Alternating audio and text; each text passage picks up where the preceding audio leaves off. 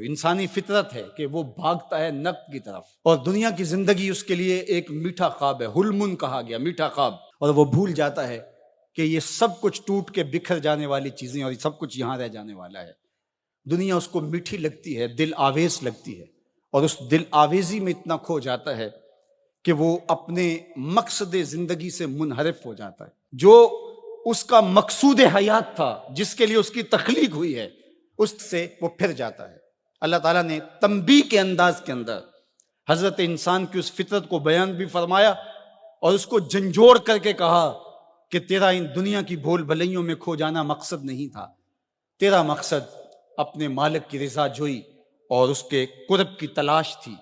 تو فرمایا بل تؤثرون الحیات الدنیا، تمہارا ترجیحی انداز کیا ہے کہ تم دنیا کی جیتی زندگی کو ترجیح دیتے ہو، والآخرۃ خیر وابقی، حالانکہ آخرت بہتر بھی ہے اور آخرت دائمی بھی ہے۔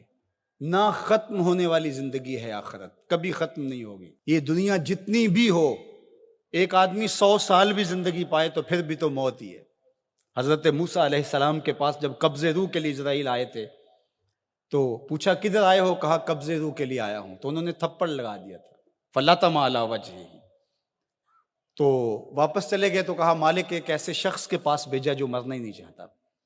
تو کہا پھر جا میرے بندے کے پاس اور اسے کہہ کہ ایک بیل کی پشت پہ ہاتھ رکھیے گا اور جتنے بال نیچے آئیں گے اتنی عمر بڑھا دیں گے۔ حاضر خدمت ہوئے، پوچھا کہ پھر دوبارہ آگے ہو؟ کہا کہ بس آپ کے عمر کے اضافے کا سندیسہ لے کر آیا ہوں، کسی بیل پہ ہاتھ رکھیے گا، جتنے بال نیچے آئیں گے اتنی عمر بڑھا دی جائے گی۔ تو بولے پھر کیا ہوگا؟ کہا پھر موت۔ کہا اگر پھر بھی ہے تو ابھی روح قبض کر لو، 100 سال بھی جئیں گے تو پھر بھی موت ہے۔ موت ہے ہنگامہ آرا کلزم خاموش میں، ڈوب جاتے ہیں سفینے موج کی آغوش میں۔ اگر کسی نے ہمیشہ رہنا ہوتا اس ظاہری زندگی میں تو انبیاء کو موت نہ آتی، لیکن یہ ضابطہ ان پر بھی پورا ہوا۔ شہنشاہ، کج کلا بادشاہ، بڑے بڑے حکامات، دانشور، صحت مند افراد بھی آغوش موت میں اتر گئے۔ میں اور آپ ہوتے کیا ہیں؟ ہم تو ایک ایسا جرثومہ جو خوردبین سے بھی پورا دکھائی نہیں دیتا، اس نے پوری دنیا کو ہلا کے رکھ دیا۔ انسان ذرا دیکھ تو ہے کیا؟ وما یعلم جنود ربک الا ھو، اللہ کے لشکروں کو تو جانتا ہی نہیں ہے کہ اس کے لشکر کیسے ہیں۔ وہ لنگڑے مچھر سے نمرود کے تکبر کو خاک میں ملانا جانتا ہے، وہ ابابیلوں سے ہاتھی مروانا جانتا ہے، وہ کرونا وائرس سے پوری دنیا کا نظام معطل کرنا جانتا ہے۔ اس کے لیے کوئی مشکل نہیں ہے۔ والآخرۃ خیر وابقی، کہا آخرت بہتر بھی ہے، دائمی بھی ہے۔ زندگی تو گزر ہی جاتی ہے جیسے گزرے، اصل زندگی آخرت کی زندگی ہے۔ خندق کھودتے صحابہ پر پیار آیا تو یہی کہا اللہ زندگی وہی ہے جو آخرت کی زندگی ہے، میرے انصار کو بھی بخش دے، میرے مہاجروں کو بھی بخش دے۔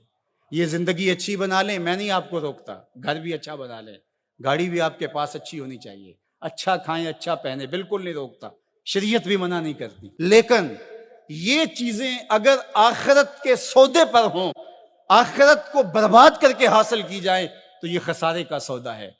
اور اگر آخرت کا کچھ نہیں بگڑتا اور دنیا کی زندگی بھی سنورتی ہے تو یہ راستے ملتے ہیں، ہمارا دین ہمیں راستہ دیتا ہے۔ تو آئیے یہ جہاں بھی سوار لیجئے، وہ جہاں بھی سوار لیجئے، میں اور آپ ایک ایک سانس اللہ کے لیے، اس کے رسول کے لیے بسر کریں۔ ہم جئیں تو اس کے لیے، ہم مرے تو اس کے لیے۔ اللہ ہم کو دنیا آخرت کی بھلائیاں نصیب فرمائے۔